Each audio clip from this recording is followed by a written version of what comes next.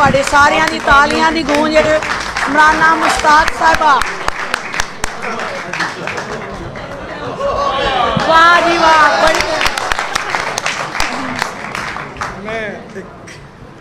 मैं डॉक्टर साहब नाल मैं जो नवा नवा तारफ होया तो इन्हां दी तस्वीरां बड़े बड़े लोगों नाल वेखी है ना, तो मैं क्या मैं इन्हां नूं हमेशा कमेंट्स देना वा कि पंजाब दी शेरनी दसो, पंजाब दी शेरनी है कि नहीं? बिस्मिल्लाहिर्रहमानिर्रहीम। सब तो पहला तो मैं तमाम गुजरांवाला दे जिन्ने भी दोस्त आए ने, अहबाब आए ने, सब नूं सलाम पेश करनी आ। गुजरांवाला मेरी बड़ी जज्बाती वाबस्तगी है। मैं अपना बचपन तो नौजवानी इत्थे ही गुजारी। मैं स्कूल दी सारी तालीम तो ग्रेजुएशन गुजरांवाला तो ही की और उसके बाद असी लाहौर शिफ्ट हो गए, लेकिन लाहौर शिफ्ट होने के बावजूद असी लाहौर शिफ्ट ना हो सके। उसकी वजह है कि मेरी माँ ने इत्थे फ्री टाउन छिछर वाली जिन्हों कहते हैं गरीब बच्चियां वास्ते एक मदरसा बनाया, जिथे बच्चियां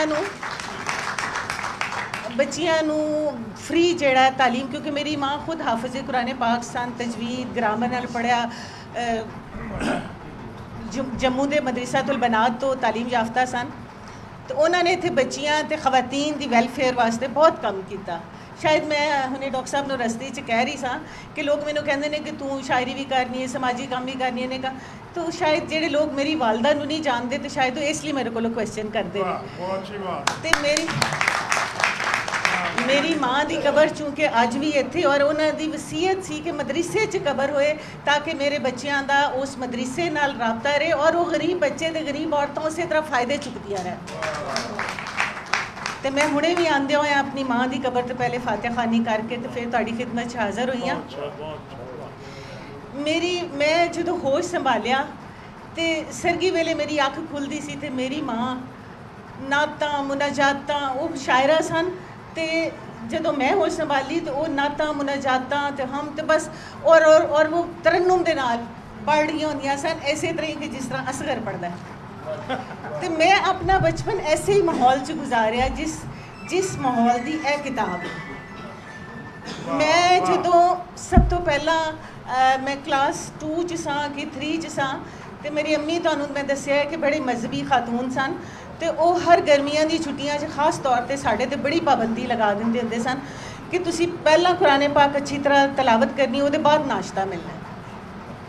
एक दिन मैं उन्होंने ना दिल च उस जमाने असी मावां के जरूरत नहीं करते सन सवाल जवाब करने की, लेकिन मैनू बड़ा बुरा लगा कि मैनू भुख लगी तो अम्मी कह रहे हैं पहला कुरान।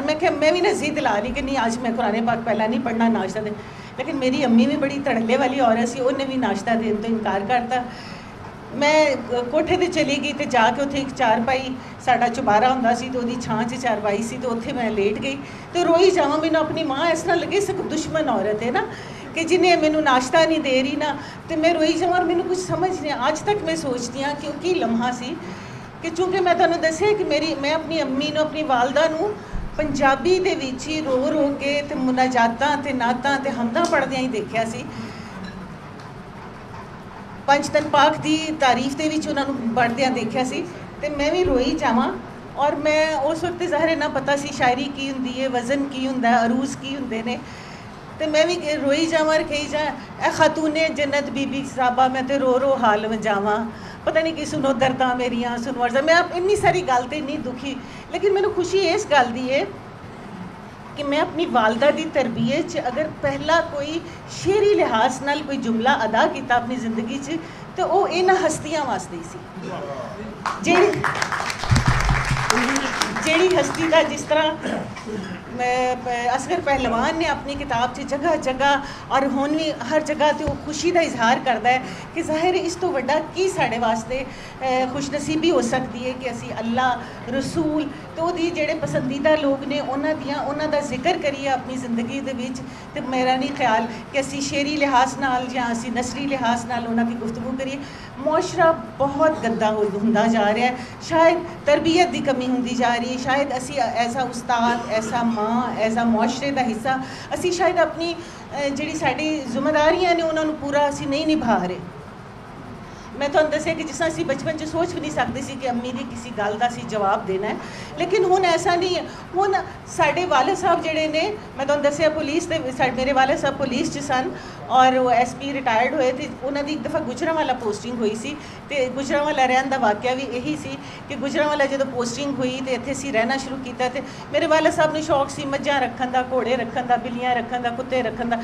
तो वो जदों गुजरांवाला आए तो उन्होंने माहौल बड़ा अच्छा लगा। असी वैसे बेसिकली आबाई साडा शहर सियालकोट सी तो उन्होंने अम्मी ने भी कहा कि असीं 9 भैन भरा सां ते मेरे अम्मी अब्बी जान दोनों नूं पढ़ाउण दा बहुत शौक सी बच्चों नूं। तो उन्होंने फैसला किया अम्मी ने कि क्यों ना तुसीं मैनूं एक शहर च ही रहन दो, बजाए दे कि तुहाडी ते पोस्टिंग हुंदी रहिंदी है तो कदी किधरे ते कदी किधरे, तो मैं इत्थे ही रवां ते बच्चों नूं तालीम। और अलहमदुलिल्लाह ज़ाहिर है उन्हां दियां ओह कुर्बानियाँ और उन्हां दियां दुआवां अज वाकई सारे मेरे भैन भरा, एक तो मैं खुद PhD की, कोई डॉक्टर है कोई कुछ है, लेकिन ज़ाहिर है वालदैन ने कुर्बानियाँ दी। लेकिन अजकल दी औरत भी कुर्बानी देने नूं तैयार नहीं, अजकल दा मर्द भी कुर्बानी देने नूं तैयार नहीं। बहरहाल गल्लां बहुत लंबियां हो जाएंगियां। मैं असल च ते अज मुबारकबाद देन आई हाँ रहमानी नूं, और मैं बहुत शुक्रिया अदा करनी हाँ डॉक्टर अजमल नियाजी साहब का, जेड़ा उन्होंने रहमानी ने ख्वाहिश का इजहार किया और मैं उन्होंने दावत दी और वो मेरे नाल तशरीफ ले आए और इस गर्मी च और वाकई महसूस भी कर रहे सब गर्मी। मेरे 2-2.5 घंटे का सफ़र तो गर्मी तो मैनू भी फील हो रहा सी कि वो, लेकिन मैं तो ज़ाहिर रहमानी की मुहब्बत च सफ़र करी जा रही। मैं डॉक्टर साहब कहते तेनू गर्मी नहीं लग रही, मैं कहनी मैनू गर्मी नहीं लग रही। मैं शायद मैं मेरे च जज्बा सी कि मैं एक तो मैं तुहानूं दस्सिया कि गुजरांवाले नाल इतनी कोई जज्बाती तो मुहब्बत दिए रिश्ते ने, इतनियां यादां ने, इतना कुछ किस तरह मैं तो शायद गर्मी सर्दी बहार खिज़ां मैंने तो मौसमां दा एहसास ही ख़त्म हो जाता है गुजरांवाला आके। तो तुहाडी सब दी मैं रहमानी दी, फिर रहमानी दी किताब च मैं लिखिया भी, अगर तुसी सारे पढ़ोगे तो मेरी फीलिंग्स का तुहानूं पता भी चल जाएगा। इहदी किताब तो बहुत गल्लां हो सकदियां ने। प्रिंसिपल साहबा ने बहुत अच्छी गुफ्तगू की और उन्होंने दे अंदाज़ तो पता चल गया कि जो कुछ लिख के लियाई हैं उस तो भी बहुत खूबसूरत है, लेकिन जाहिर है इस वक्त इतने टाइम नहीं सी। लेकिन मैं चूँकि कभी कभी गुजरांवाला आई है इसलिए मेरा दिल कर रहा सी कि मैं गल करा। जान कश्मीरी साहब गुजरांवाला का बहुत बड़ा असासा ने, ये साढ़े भी उस्ताद ने, तुहाडे भी उस्ताद ने, साढ़े लिए भी एक बहुत बड़ी हस्ती ने। तो मैं जिन्नियां भी स्टेज से हस्तियां बैठिया हुई ने उन्होंने सब का मैं रहमानी वालों शुक्रिया अदा करनी हाँ कि सब वो रहमानी की मुहब्बत है। लेकिन रहमानी ने असल च ना शुरू तो इहदा दिल बहुत वसी है। ये कहता होंगे कि जिन्नी जो है मैडम दिल वड्डा होना चाहिए, लेकिन इन्हू इन्ना अंदाज़ा नहीं सी कि बिठाने वास्ते सीटां भी होनी चाहिए।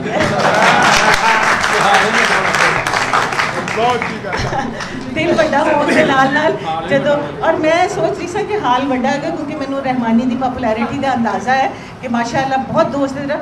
और रहमानी की ये खूबी है कि ये मुहब्बतां वंडदा है, मुहब्बतां समेटदा है, दोस्तियां बनांदा और उन्हें निभाना चाहता है।